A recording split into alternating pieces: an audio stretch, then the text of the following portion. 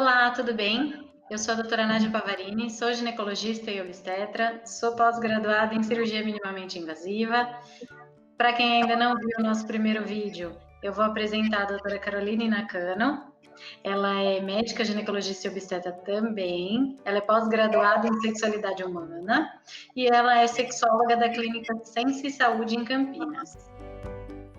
Obrigada, Nádia, mais uma vez aí por a gente estar conversando sobre esse assunto que é muito, na verdade, para mim é uma delícia estudar, né? E eu acho que cada vez mais eu também vou me envolvendo e acabo tirando muitas das minhas dúvidas individuais, das minhas pacientes, enfim, né, de colegas, é muito gostoso mesmo. Como eu estava te contando antes, né?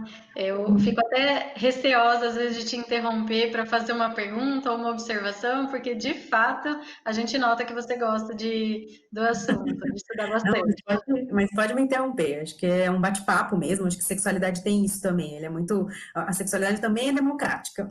Sim. E justamente sobre isso que a gente vai falar agora, né, Carol? Eu queria que É. você trouxesse um pouquinho para a gente o que você tem na sua experiência do consultório em relação à identidade de gênero e Uhum. o comportamento sexual, né, e a identidade de gênero dentro do comportamento sexual, e Uhum. quais as principais dúvidas que a gente possa tentar ajudar quem esteja assistindo o nosso vídeo agora. Eu acho muito legal essa questão, porque assim, a gente tem termos, né? A gente acabou adotando termos que as pessoas confundem as coisas. Então, por exemplo, quando eu falo sexo, as pessoas se remetem diretamente ao ato sexual. E para o sexólogo, né, sexo é a apresentação. Sexo biológico. Isso, a apresentação biológica. Então, se o indivíduo nasceu XX, ele vai apresentar vulva, vagina, mamas, né? A mulher vai apresentar essas características. Se for XY, vai ter o pênis, distribuição masculina de pelos, enfim, né? E quando a gente diz sexualidade, quer dizer, o sexo está contido no contexto de sexualidade, né? E aí a gente se refere a muitas outras coisas que são políticas, sociais, econômicas, antropológicas, biológicas e religiosas, né? Que interferem aí na nossa forma de entender a nossa sexualidade.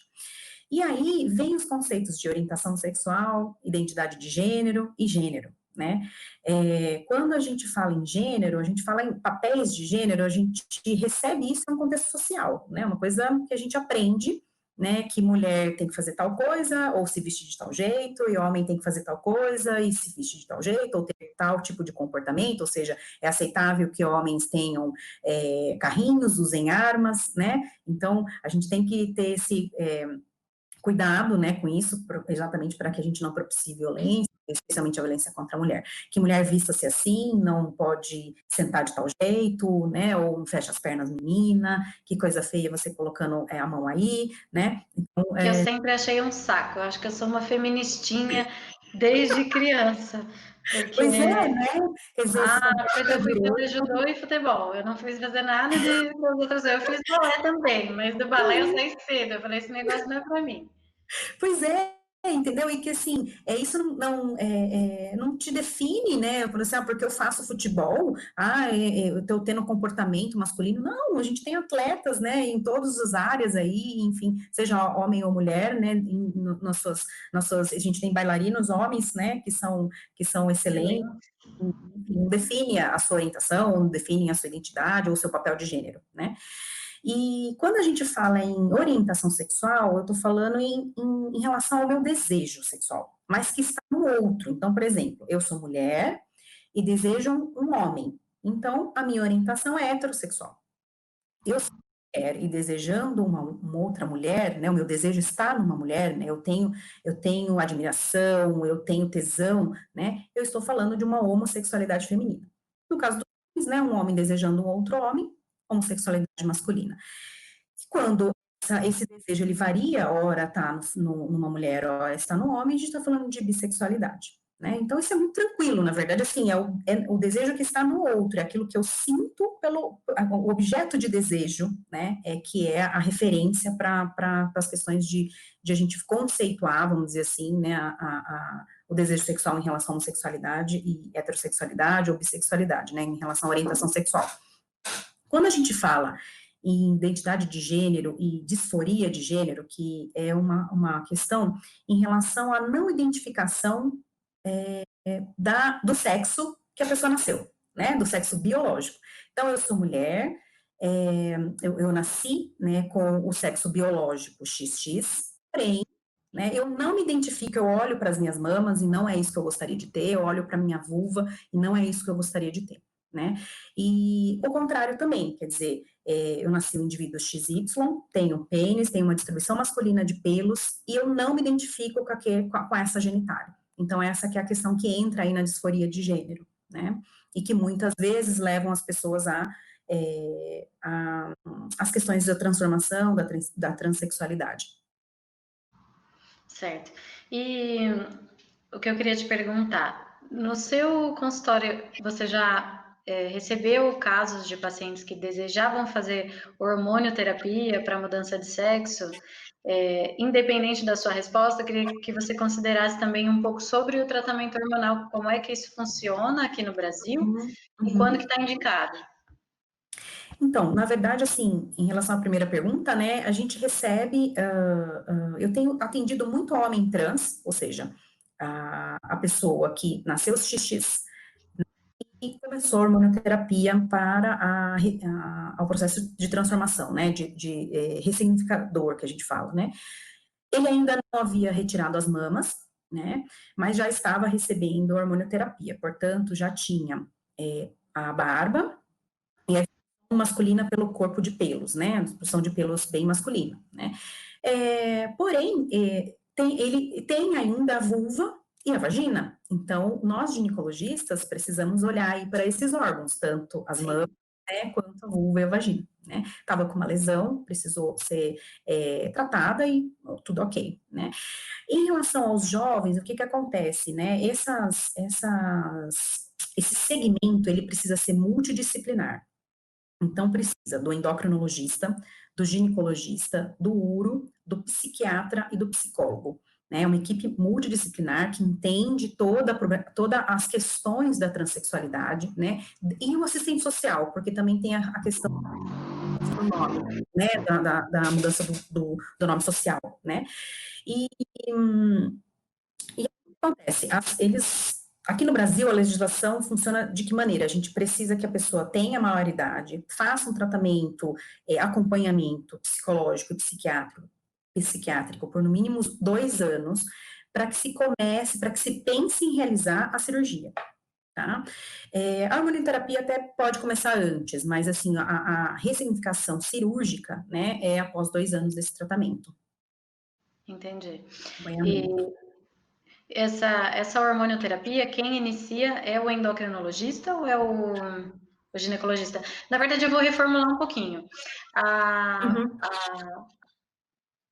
criança, o adolescente, ou seja, o adulto que está passando, a família, né, que está passando por esse processo, quem inicialmente eles devem procurar?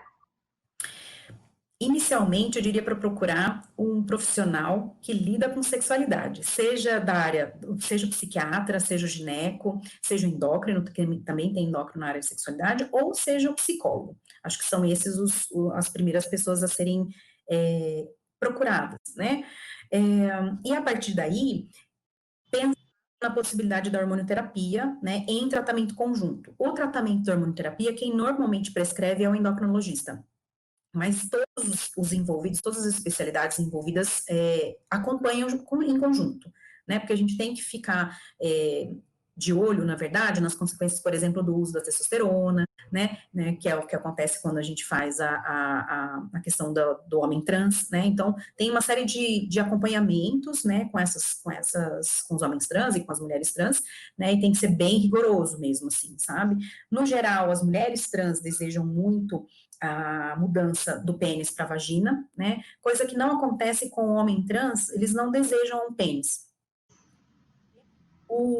A testosterona promove um crescimento do clitóris E a parte sensitiva de desejo e de estímulo orgástico, eles se mantêm, né? E o órgão genital, né, teoricamente um pênis, é apenas uma prótese, né? Não existe uma funcionalidade sexual com a prótese peniana, né? Então, no geral, eles nem querem, eles querem mesmo retirar as mamas e fazer a panesterectomia, né, que é a retirada de útero, ovários, né, trompas. Entendi. Voltando um pouquinho para a questão da orientação sexual, eu queria chamar que você falasse para a gente chamar um pouquinho a atenção. Quem é homossexual feminina, né? Uhum. Elas precisam fazer rotina ginecológica, Carol? Precisam. É assim, o cuidado é exatamente igual à mulher heterossexual, porque na verdade todas as patologias que a gente tem em uma paciente heterossexual, a gente também pode ter na homossexual. A grande diferença, talvez, seja nas questões de mulheres que sempre só transaram com mulheres, né, por conta do nível de exposição de ISTs, né, mas isso não nos impede ou não nos impossibilita de estar realizando aí todos os exames, né, tanto o vulvar, né, fazer exame ginecológico convencional, incluindo o Papa Nicolau, né, e depois os outros, né, ultrassom, a mamografia quando tiver a idade para estar fazendo, então precisa de um acompanhamento, sim.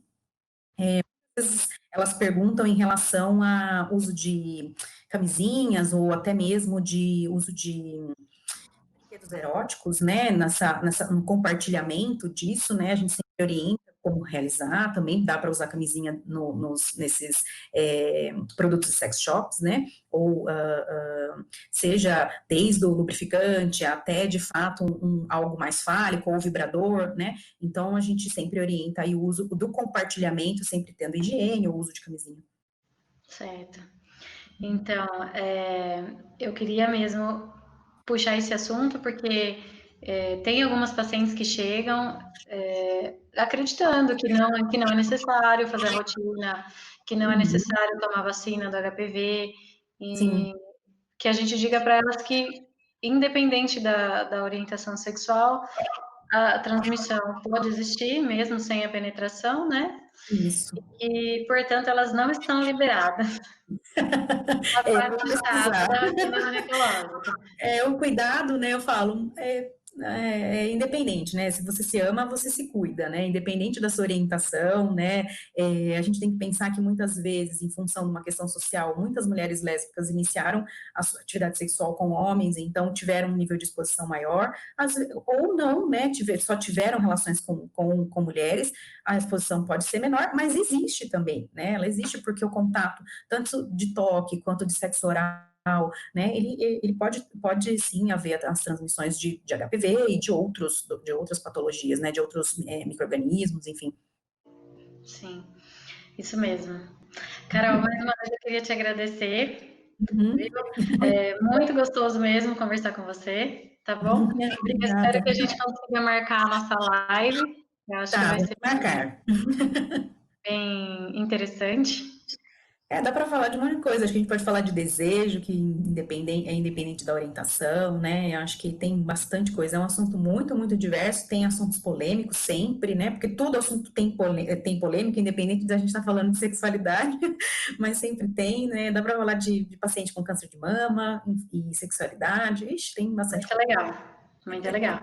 Legal. Então, eu vou aproveitar para pedir para você que está assistindo o vídeo, colocar na descrição do vídeo aqui nos comentários o que você acha que a gente poderia conversar com a Carol, que ela poderia abordar e responder algumas perguntas, tá bom? Legal. Carol, muito obrigada, um beijão. Beijo, muito obrigada. Eu que agradeço. Muito bom.